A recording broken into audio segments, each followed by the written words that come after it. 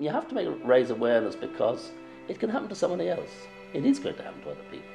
It isn't going to stop with me. It isn't going to stop with our generation. It's going to hit people. Not very many people. It's a rare disease, fortunately. So it is going to hit people. It's going to be someone going to be diagnosed in the next few days, weeks, months with it, who at the moment is going around living a perfectly normal life, not even thinking about it.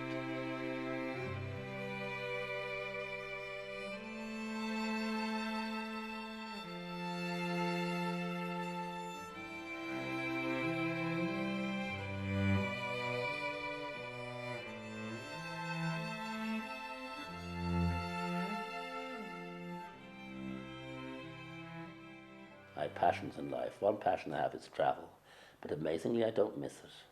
I thought I would, but I don't. And I say I don't miss it in some way. I do, of course. If I suddenly, Jesus said, take up thy bed and walk, and I could, then I'd be off around the globe. I wouldn't be able to be walking down the pier. I'd be off down the globe again.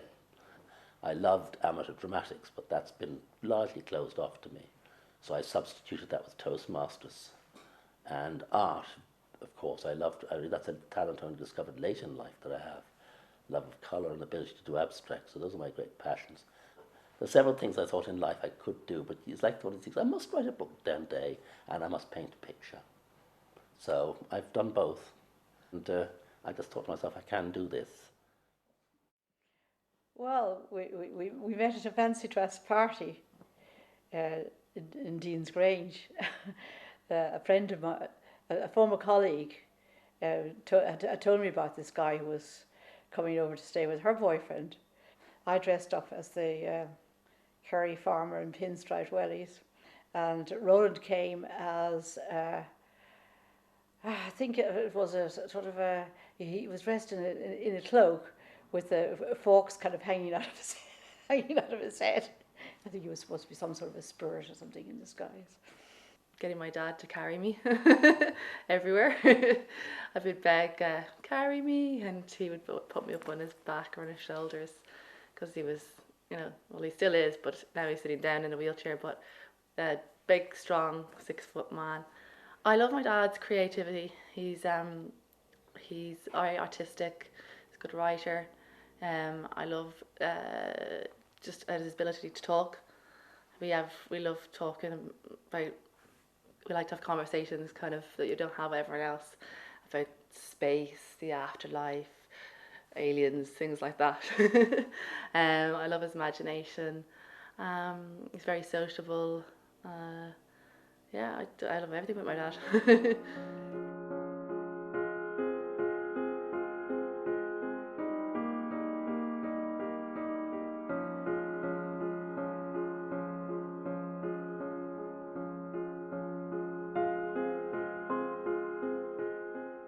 When I got my diagnosis, I went into a state of shock because, unlike when I got diagnosed with cancer a few months later, the support systems aren't there.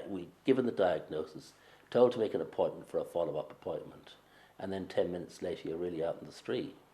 But that night I went into severe cramps of diverticulitis, or diverticulitis, which I'd had, flamed up and flared up, which I'd put down to shock. So for the next 2 months, I was in a state of shock. Going back to work a week later, I took a week off work because of the diverticulitis. It was a relief to get back to work and tell colleagues and get on with a normal life. But all the time, I broke down in front of my colleagues. It was so emotional, a very raw emotion. Well, I was totally stunned. And when when the word motor neuron was mentioned, I just thought, I began to wonder, was my hearing right? I was busily sort of trying to take notes and writing words like fasciculations, and I hadn't a clue, I didn't know what they meant or how to spell them or anything like that, and I was just quite baffled. And then I remember Roland asking a question about it, and they said, well, you'll live maybe 3 years. And I was totally stunned by it all. I didn't quite know how we were going to manage. Because I'm a nurse, I had a bit of background about motor neurone disease, and at the time I was living abroad. I was living in Scotland when my dad got the diagnosis. So in the lead up to his diagnosis, he was going for various tests and his walking was deteriorating. And I was worried about him, but I couldn't put my finger on what it was that was wrong with him. And at one point it did occur to me in a little sort of flitter of moment of thought that it would be something neurological. Unfortunately, the call came that it was motor neurone disease. I was absolutely devastated. You just don't think it's going to happen to anyone in your family.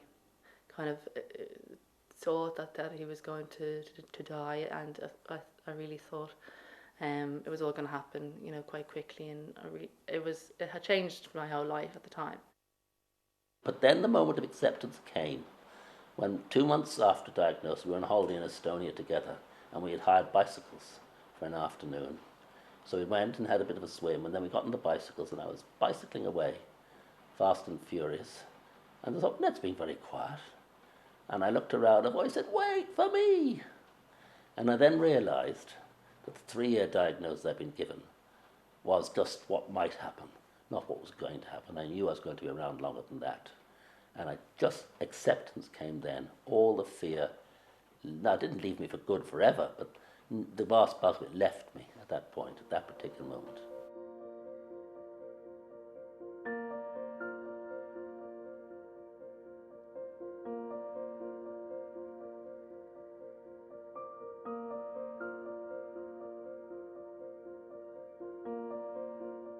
How I got to learn about them was actually initially through a journalist called Jason Vanek, who unfortunately has died since. And he talked to me about motor neurone and their rights having to be respected because they were neglected.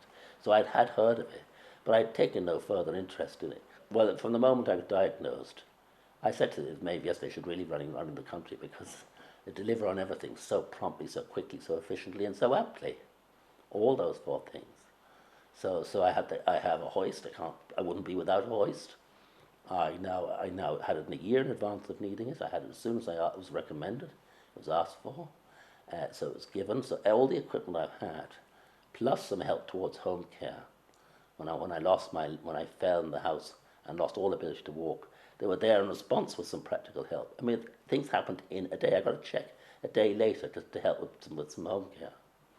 That's so they've been tremendously efficient. It took me a few days to ring them up, and eventually I rang, and I remember Tracy, I started blubbering on the phone, and Tracy just said, well, why don't you pour yourself a glass of water? I did that, and by the time I poured the glass of water, I had recovered and was able to sort of explain what was happening. I suppose the most important thing is that we have the hoist, and we were advised to make sure that we had everything in advance rather than panicking at the last minute. And they're extremely efficient. The equipment comes in good time and is delivered with a smile. So that has certainly saved us an enormous amount of money. Without the IMNDA, I don't know how we would have managed.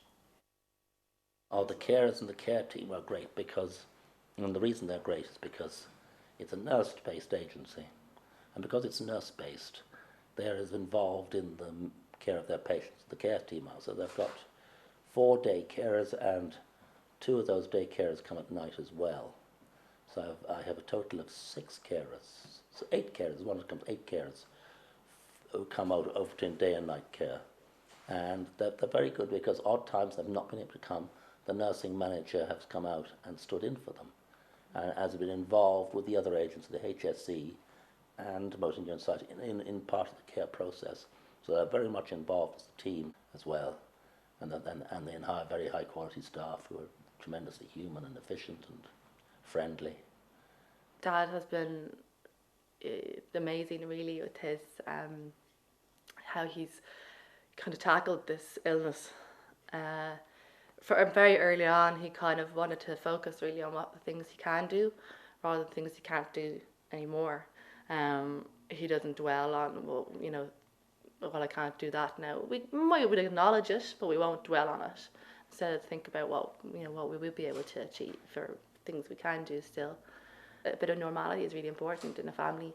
You can have something like this happen to you, have an awful diagnosis, and you can tiptoe around it, or you can just be a normal family, and I think they like that, and they like the laughs and everything else that goes with it.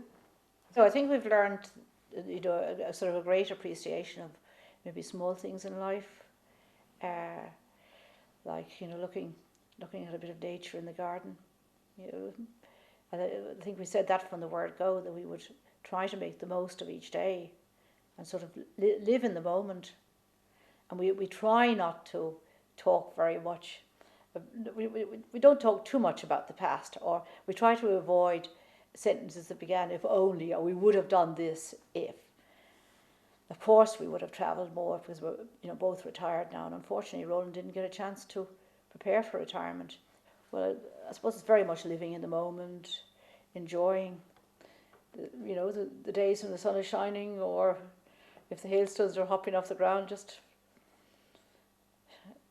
having an appreciation. So we're fortunate that we can do that.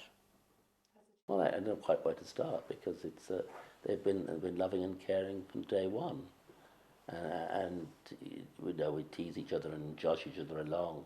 The great thing about having a family is we don't put each other up on a pedestal. Yet at the same time, we boost each other, and we can laugh and tease and joke, and just come to terms with it, that life is not eternal, and that sooner or later, you know, it ends for all of us. The amount, it's very hard to put the word, the amount of resilience and fun we can still find in life. And we find one of the great things is being sociable and realizing also how kind people are. We've had enormous kindness from sources we never expected. And I think, you know, every friend comes up trumps in a magnificent way, and extended support and family have made it so much easier to adapt to. It is incurable. That's the main thing why awareness has to be forward, because if someone gets diagnosed, it is incurable, progressive, and terminal. That's what it is, and there's always one or two people who defy that, but the vast majority in those cases that is the case for their life. Within 3 to 5 years, that's what they have left. And I'm nearly 5 years now after diagnosis, and I'm one of the few lucky ones that have everything from the neck upwards intact, and a reasonable functioning order in the hands. Not brilliant, but enough to get by. So I really want to raise awareness in the hope that every step I do helps. I thought of a slogan the other day. I remember Spike Milligan. He wrote "Hitler, my part in his downfall." And he was only a private, and he wrote a humorous account. Well, I thought by taking part in a little campaign, I could say, "MND, my part in its downfall," quite legitimately.